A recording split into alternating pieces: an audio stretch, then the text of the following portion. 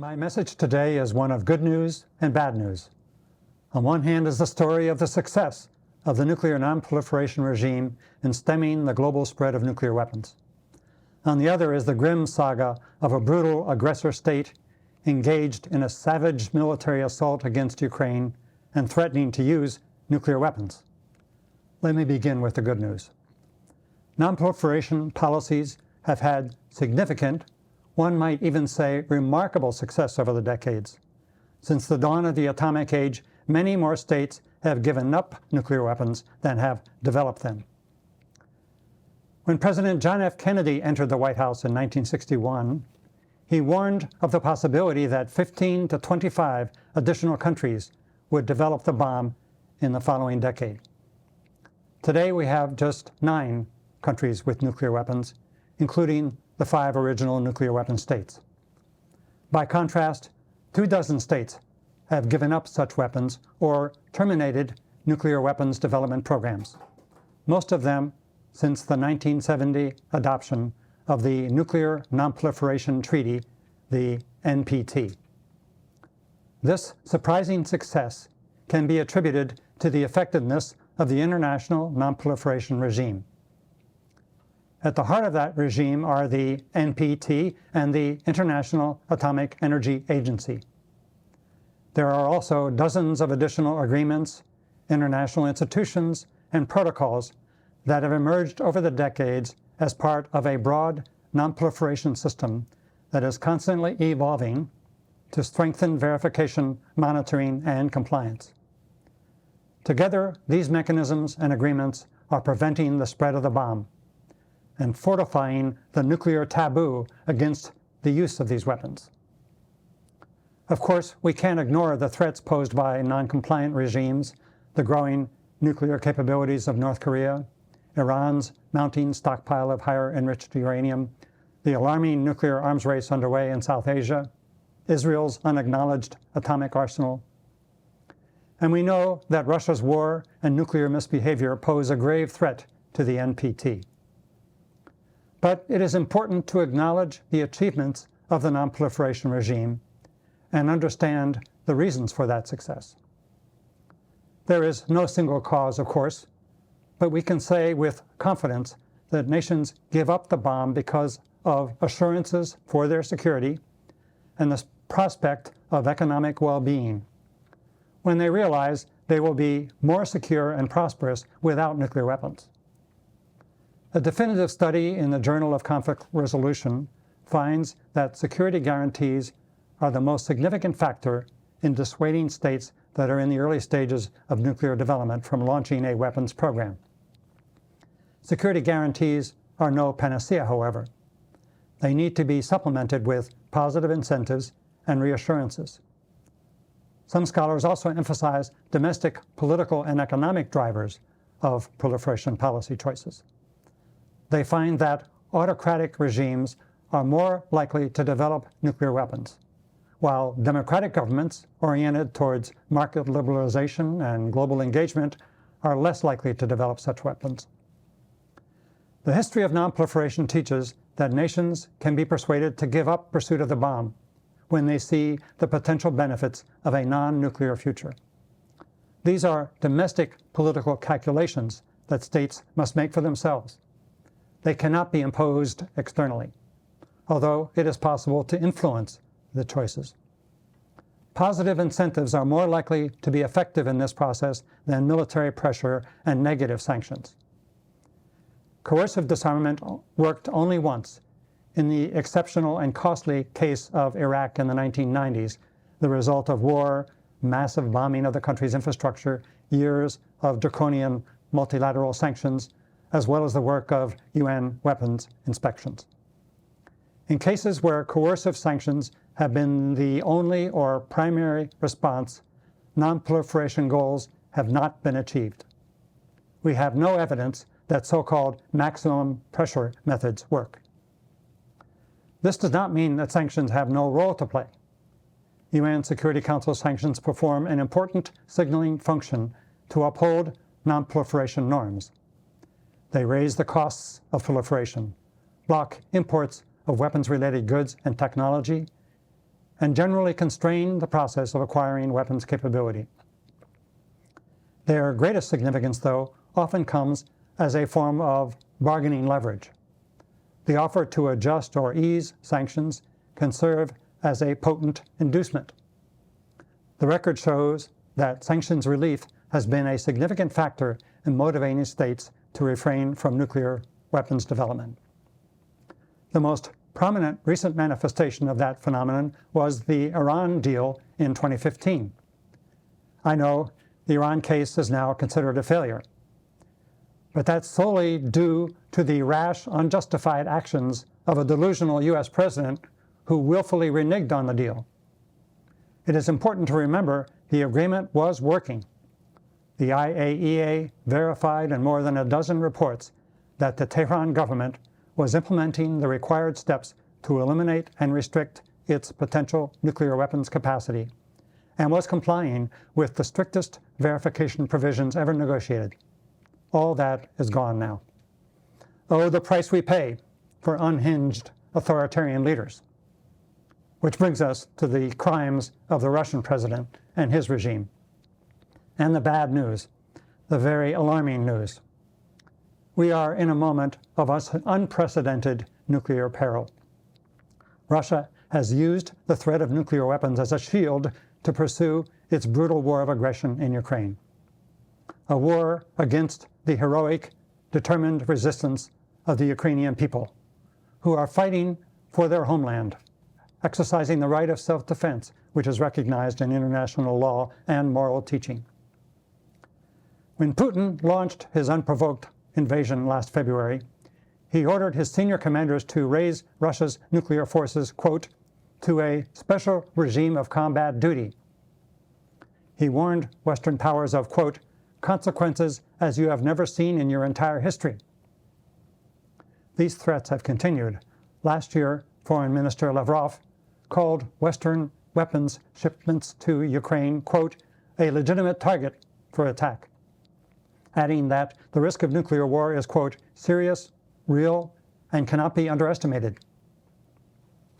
A few months ago, Dmitry Medvedev, former president of Russia, said that relations with the West were at an all-time low.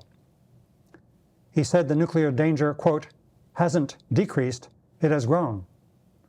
Every day when they provide Ukraine with foreign weapons brings the nuclear apocalypse closer, he said. He also condemned the International Criminal Court indictment and arrest warrant for Putin, and the statement of German officials that they would comply with that order if Putin tried to enter the country. In that case, Medvedev thundered, quote, our assets will fly to hit the Bundestag, the Chancellor's office. Danger also looms at the Zaporizhzhia nuclear power complex, Europe's largest.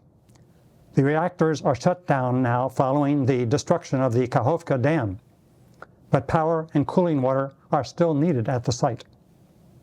The Director General of the IAEA has repeatedly warned the Security Council of the dire consequences of power supply interruptions at the complex. Quote, each day we are rolling the dice, and if we allow this to continue, then one day our luck will run out. We're talking about a potential disaster to rival Chernobyl.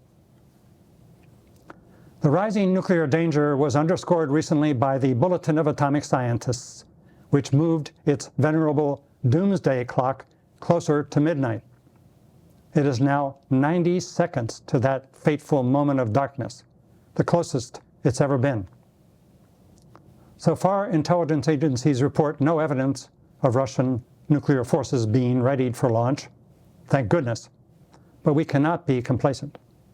To dismiss Russia's threats as mere bluster would be dangerous and naive.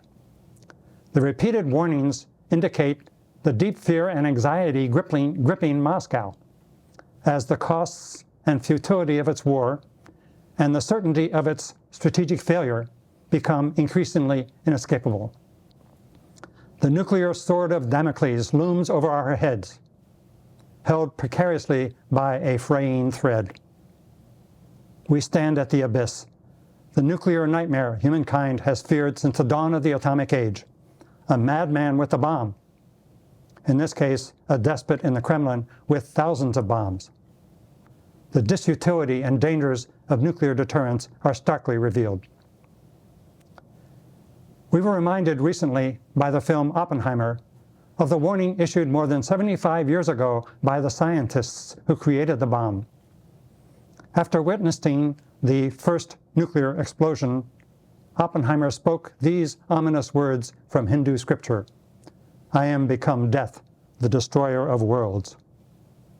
He described the H-bomb as an instrument of genocide. He and his fellow Prometheans opposed building additional bombs, calling instead for international control of atomic energy.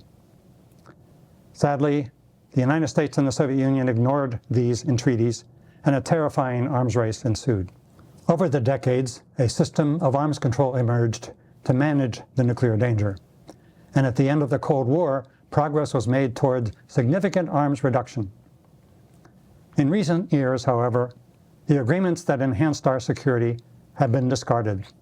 The Intermediate Nuclear Forces Treaty, the Conventional Forces in Europe Agreement, the Anti-Ballistic Missile Treaty, the Open Skies Treaty, all are gone.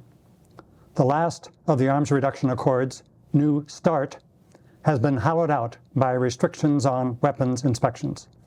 Negotiations for its renewal are at a standstill. This as Russia rattles the nuclear saber and redeploys nuclear weapons to Belarus.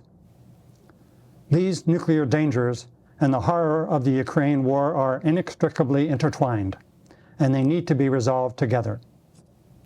Agreements to resume nuclear arms reduction and restructure East-West security relations need to be part of a diplomatic strategy for ending the war. Some reject negotiations as a concession to the enemy, but there is nothing to fear from diplomacy and much to gain with the right strategy. This war affects the security of the entire world, and we need a broad international diplomatic process in which many states cooperate under UN authority to negotiate and implement provisions for peace, with security guarantees for the future. Negotiations have taken place on food exports and prisoner exchanges. Talks are also needed on a process for ending the war. Expressing a willingness to negotiate does not mean abandoning military operations, at least not at first. The military track and the diplomatic track can proceed together for a time. There would be no compromising the bottom line demands for the withdrawal of Russian forces and the restoration of Ukrainian sovereignty over its territory. However this conflict ends, the crisis demands a fundamental reckoning with the role of nuclear weapons in international security. The greatest assurance against the danger we face is to end our reliance on nuclear weapons, to negotiate for renewed arms reduction aiming toward progressive nuclear disarmament. Some contend that nonproliferation and disarmament are at odds. Certainly the P5 nuclear states act that way, demanding that others forswear the bomb as they upgrade their arsenals and refuse to negotiate for disarmament. But the language of Article 6 of the NPT is undeniable, and so is the logic of the many UN member states who demand disarmament as essential to the process of nonproliferation, a crucial element of the security assurances that motivate compliance. Negotiating for disarmament means returning to the Reagan-Gorbachev agenda of nuclear arms reduction that animated East-West policy just 35 years ago. That era of striving for a nuclear weapons-free world may seem hopelessly distant now amidst the sorrows of war, but it is necessary to maintain the vision and attempt to move in that direction. If we can achieve success in containing the threat of global proliferation, we can also succeed in reviving the process of disarmament and strategic arms reduction.